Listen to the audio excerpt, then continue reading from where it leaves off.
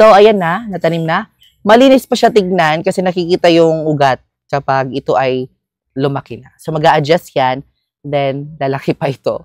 So, update ko kayo sa susunod. Hi everyone! Mahilig ba kayo mag-coffee sa labas? O di kaya mag-coffee na take out? Hindi namin tinapon ang mga lagayan.